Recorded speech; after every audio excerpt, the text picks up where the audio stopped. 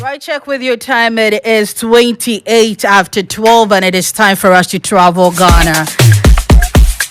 And we are glad to inform you that we have been joined over the lines by Jnana Caksus, also known as Nana Ayebia for Jana.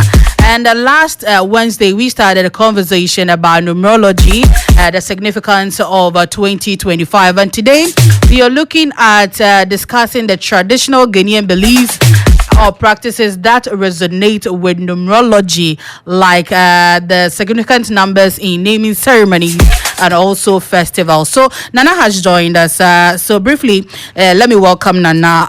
Nana, if you can hear me, good afternoon. Hello, Nana. Okay, we are working the lines to get Nana on. Nana, can you hear me? Okay. Okay, we are trying the lines again to see if we can get Nana back on the lines. We are still talking about how our culture, that is the Ghanaian belief and practices, resonates with numerology. And Nana has joined us again over the line. So Nana, good afternoon, if you can hear me. Yeah, good afternoon, madam. Yes, I can. Okay, I can hear you now. Thank you so much for joining us once again. You told us earlier that you're a bit busy, but then you find time to talk to us. So we are very grateful. Yeah. Okay, Nana, we'll go straight to our discussion today. And today we are talking about cultural numerology in Ghana. And we just want to go straight. How do the universe or the universal numerological principle intersect with our African traditional beliefs, and even particularly when it comes to our Ghanaian culture? Thank you very much. I'll say a good afternoon to all your listeners. And if you have viewers, your viewers as well. Yes, we are on our YouTube. Numerology actually is not a foreign doctrine. Numerology have serious roots in African tradition, in Ghanaian tradition. So I'll give you some few examples. In the Atan language, a month, a month is called 1 month means Bosome Bako. Okay? That is how the Akan says a month. Bosome Bako. So why did they say Bosome Bako?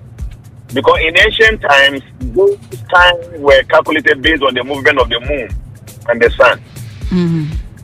So when the moon moves for 28 to 30 days, in Ghanaian parlance, in those they call it Bosome Bako. So that is a sign of astrology. Okay? I remember those days when we were kids, our parents were not very familiar with wristwatches. They were able to use the position of the sun in accordance to the shadows that we have to tell you the specific times. And if you have a clock or watch around and you check, you see that is exactly the time that is spoke of. So traditionally, numerology or the science of numbers has been in existence. It is a natural law. It is a universal science. So every indigenous understanding or indigenous knowledge encompasses information around the numerology. So yes, in African tradition, we believe in numerology. We believe in the movement of the sun. Those days, they used to say 4 market days or 4 market days. All those were based on the movement of the moon, movement of the sun. Yes, that they didn't write these things down. So many a time we think that some of this knowledge are foreign to our understanding. So yes, African tradition, philosophy have some concerns that have to do with numerology or universal principles that have some linkage with numerological science. Now, with what you said, then we would believe that the symbolism of numbers even influence communities' decisions, such as maybe the naming ceremonies and festivals and all that. Yes, have you forgotten those days? They used to name kids 8 days. Yeah. Nawachi means that the 8th day. So when they give birth, the 8th day is when they bring the baby out. They have. I remember those days, the days that the baby is supposed to be circumcised and all that. It were all based on numbers, based on days. Okay, and you know, if you really want to understand astrology, you first have to understand even the naming of the days we use in the Gregorian calendar. You know very well that if you read the Bible according to history was written like 2027 years ago. I'm talking about the New Testament. In the Bible, you don't see Mondays, Sundays, and all those days there. You only see the first day of the week, the second day of the week, the third of the week. In fact, dates, naming of days and dates were actually conducted by the Emperor Constantine and his cabinet. Okay? Don't forget that these are ancient guys. They were seers. They were people that could see. They were people that have familiarity with the mystical world. So when they sat down to decide on naming of the days, the first day of the week was named Sunday. So what was the rationale behind they giving the first day of the week a Sunday? Because they were seers, they knew that the first day of the week was controlled by the sun god. Okay? So they call it the day of the sun, Sunday. They knew that the second day of the week was controlled by the moon. So they call it Monday, the day of the moon. The third day was named Wednesday because it was controlled by Mercury. The fourth day was called Thursday because they knew it was controlled by Jupiter. Friday was called Friday because they know it's controlled by Venus. Saturday by Saturn. So some of these things we need to understand that they have serious roots in every original tradition, not fabricated tradition. So in Africa, the name of our children and name of the water bodies and all that is based on some of this mystical understanding. So numerological science is not news when it comes to African tradition and African spirituality. But Nana, will you agree with me that we've left some of these things, and do you think it might have effect on us, or it is something that is having effect on us that we don't even see?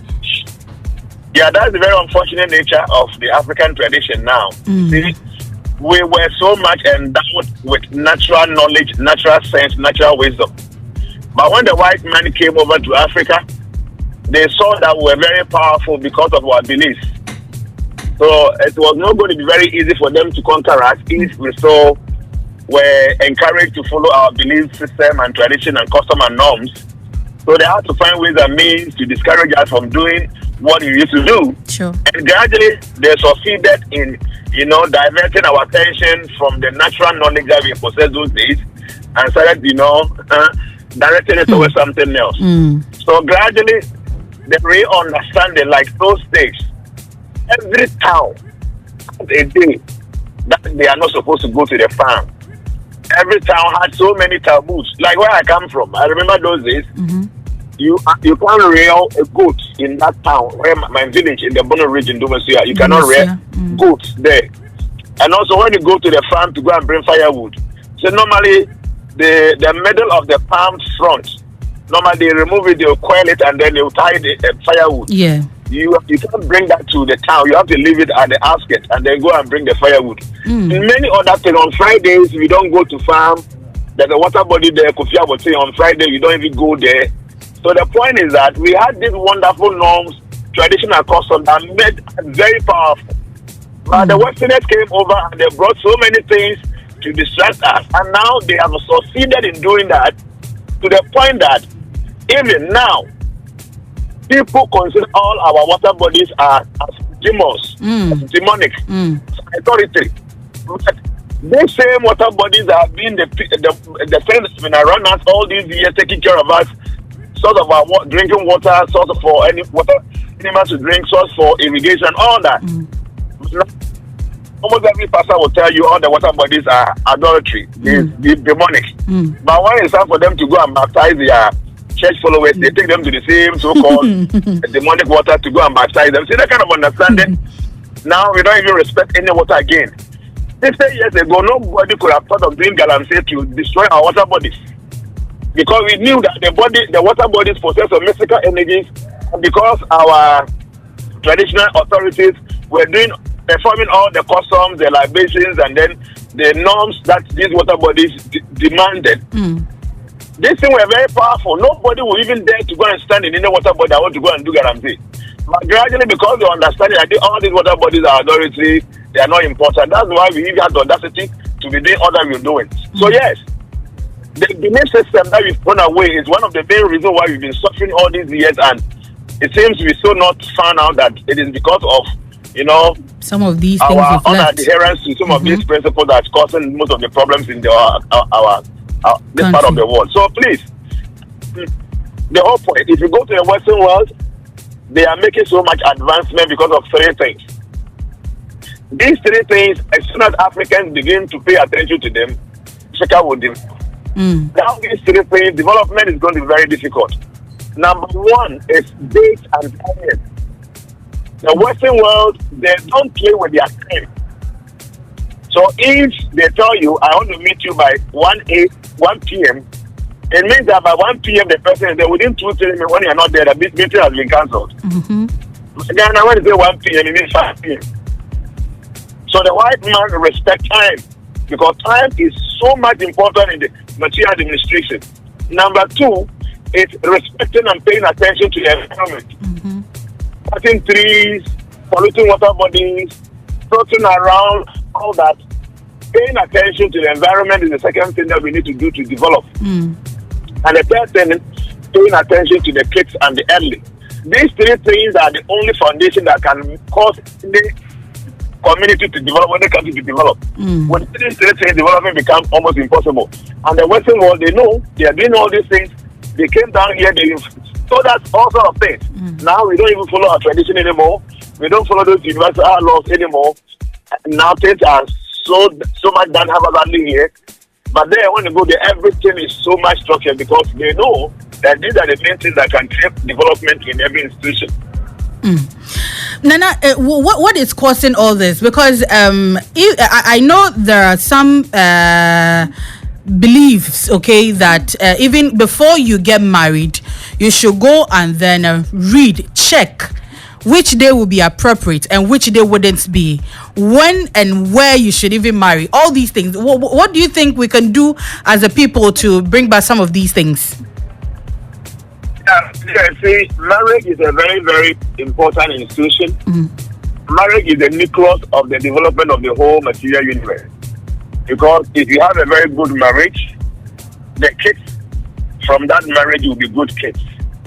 And those kids will produce the society will produce the community will produce the region produce the country, and the whole world becomes a wonderful place. So it means that we have to pay attention to marriages. But the first thing is that, based on the constellation of the stars, you can go and marry every other man or woman that you see on the street, and the marriage becomes successful. Nana Bohobio. So because